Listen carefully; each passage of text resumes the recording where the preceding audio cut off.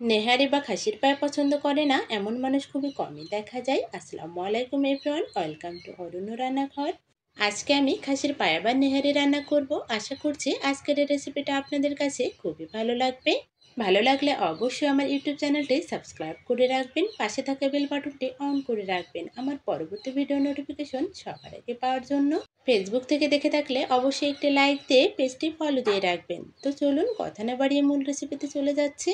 খাসির পায়ে রান্না করার জন্য প্রথমে আমি একটা কড়াইতে পর্যাপ্ত পরিমাণ তেল দিয়ে দিচ্ছি। তেলটা গরম করে নিতে হবে।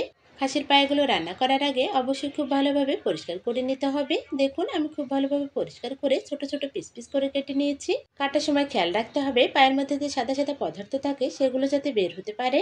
খাসির পায়েগুলো আমি একপাশে সরিয়ে রাখছি। এর মধ্যে আমার তেলটা খুব ভালোভাবে গরম হয়ে এসেছে। এবার আমি 2 টেবিল চামচ পেঁয়াজ বাটা দিয়ে দিচ্ছি, 1 টেবিল চামচ রসুন বাটা, পরিমাণ মতো জিরা ও গরম মশলা বাটা দিয়ে দিচ্ছি। এখানে আমি বাটা মশলা ব্যবহার করেছি। বাটা মশলা ব্যবহার করলে নেহারির স্বাদটা বেড়ে যাবে এবং কালারটাও অনেক বেশি সুন্দর হবে। এবার আমাদের অনবরত নাড়াচাড়া করে মশলাটাকে কিছুক্ষণ ভেজে নিতে হবে। খেয়াল রাখতে হবে মশলাটা যাতে নিচ থেকে লেগে না যায়। মশলাটা কিছুক্ষণ ভেজে নেওয়ার পর এখানে আমি 1/2 চামচ পরিমাণ হলুদ গুঁড়ো দিয়ে দিচ্ছি। হলুদ গুঁড়াটা দেওয়ার পর আবার আমাদের মশলাটার সাথে খুব ভালোভাবে নেড়েচেড়ে মিশিয়ে নিতে হবে। হলুদ গুঁড়াটা ভালোভাবে মিশিয়ে যাওয়ার পর এখানে আমি ঝালের জন্য শুকনো মরিচের গুঁড়া দিয়ে দিচ্ছি 1 চামচ পরিমাণ। আপনারা আপনাদের স্বাদ অনুযায়ী ঝালটা কমিয়ে বাড়িয়ে নিতে পারেন। এবার আমি অনবরত নাড়াচাড়া করে ঝালটা খুব ভালোভাবে মশলার সাথে ভেজে নিচ্ছি।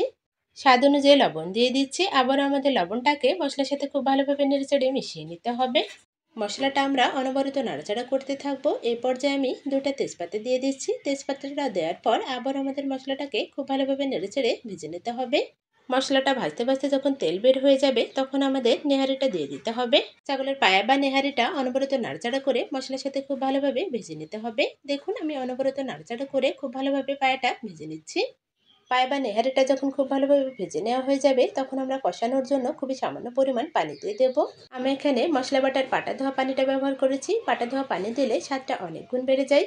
এবার আমাদের কিছুক্ষণ নেড়েচেড়ে নেহারিটা খুব ভালোভাবে কষিয়ে নিতে হবে। যতটুকু পানি দিয়েছি ততটুকু পানি খুব ভালোভাবে শুকিয়ে নিতে হবে।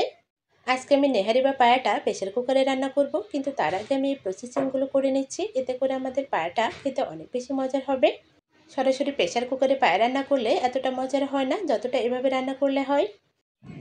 যখন মানুষের হাতে হাতে প্রেসার কুকার ছিল না তখন পায়া রান্না করার পর 3 থেকে 4 দিন জাল করা হতো, তারপরে খাওয়া হতো। এখন যেহেতু আমাদের প্রেসার কুকার আছে তাই খুব সহজে হাড়হাড্ডিগুলো নরম করে নেওয়া যায়, তাই আমরা এটাকে প্রেসার কুকারে দিয়ে রান্না করব। দেখুন আমি রান্না করতে করতে অনেকটা রাত করে ফেলেছি, তাই আমি পাটকাঠির মাথায় আগুন জ্বালিয়ে রান্নাটা সেরে নিচ্ছি। কথা বলতে বলতে এর মধ্যে আমাদের পায়াটা কষানো হয়ে এসেছে। এবার আমি নামিয়ে নিচ্ছি। দেখুন পায়ের মধ্যে কোনো প্রকার পানি নেই। আমি খুব ভালোভাবে পানিগুলো নেড়েচেড়ে শুকিয়ে নিয়েছি। এবার আমি প্রেসার কুকারের মধ্যে ঢেলে দেব। দেখুন আমি খুন্তির সাহায্যে খুব সাবধানতার সাথে প্রেসার কুকারের মধ্যে পায়াগুলো দিয়ে দিচ্ছি। প্রেসার কুকারে পায়া বা নেহারি রান্না করলে সময়টা অনেক বেশি কম লাগে। চুলাতে রান্না করলে সারাদিন ধরে জাল করতে হতো। দেখুন আমি সবটুকু পায়া প্রেসার কুকারের মধ্যে খুব সাবধানতার সাথে দিয়ে দিলাম। কড়ার গায়ে যে মশলাটুকু লেগেছিল সেই মশলাটুকু আমি প্রেসার কুকারের মধ্যে দিয়ে দিচ্ছি। এবার আমি এই কড়াইতেই পানিটা গরম করে নিয়েছি। যে কোনো ধরনের মাংস রান্নায় গরম পানি ব্যবহার করলে স্বাদটা অনেক গুণ বেড়ে যায়। তাই আপনারা চেষ্টা করবেন গরম পানিটা ব্যবহার করার জন্য। পানিটা দেওয়ার পর আমি নাড়াচাড়া করে দিচ্ছি। নাড়াচাড়া করে দেখে নিতে হবে আমাদের ঠিক কতটা পানি দেওয়া প্রয়োজন। প্রেসার কুকারে খুব বেশি পানি দিতে হয় না। যতটুকু ঝোল রাখবো তার থেকে সামান্য পরিমাণ বেশি পানি দিলে আমাদের হয়ে যাবে। এবার আমি প্রেসার কুকারের ঢাকনাটা খুব ভালোভাবে আটকে নিচ্ছি। ঢাকনাটা খুব ভালোভাবে আটকে নেওয়ার পর আমি এখানে 10 থেকে 12টা সিটি দিয়ে নেব। এর মধ্যে আমাদের পায়াটা রান্না হয়ে যাবে। দেখুন আমি প্রেসার কুকারে পায়াটা 10 থেকে 12টা সিটি দিয়ে নিয়েছি। এবার আমি ঢাকনাটা সরিয়ে দেখাচ্ছি। আপনারা দেখে নিশ্চয়ই বুঝতে পারছেন আমাদের পায়া রান্নাটা কতটা পারফেক্ট হয়েছে। পায়া বা নেহারি ঝোলের কালারটা দেখলেই বোঝা যাচ্ছে পায়া রান্নাটা কতটা টেস্টি হয়েছে। এবার আমি নেহারিটা পরিবেশন করব, তার জন্য একটা বাটিতে উঠিয়ে নিচ্ছি। আচ্ছা আপনারাই বলুন তো আমার নেহারি রান্নাটা ঠিক কতটা মজার হয়েছে। কথায় আছে আগে দর্শনধারী পরে গুণ বিচারি। তো নেহারি রান্নাটা দর্শন করে আপনারা ঠিক কী গুণ বিচার করছেন। আশা করি আজকের এই নেহারি বা খাসির পায়ের রান্নাটা আপনাদের কাছে খুবই ভালো লেগেছে এবং সহজে লেগেছে। আমি আবারও বলছি ভালো লাগলে অবশ্যই আমার ইউটিউব চ্যানেলটি সাবস্ক্রাইব করবেন, পাশে থাকা বেল বাটনটি অন করে রাখবেন আমার পরবর্তী ভিডিওর নোটিফিকেশন সবার আগে পাওয়ার জন্য। ফেসবুক থেকে দেখে থাকলে অবশ্যই একটি লাইক দিয়ে পেজটি ফলো দিয়ে রাখবেন।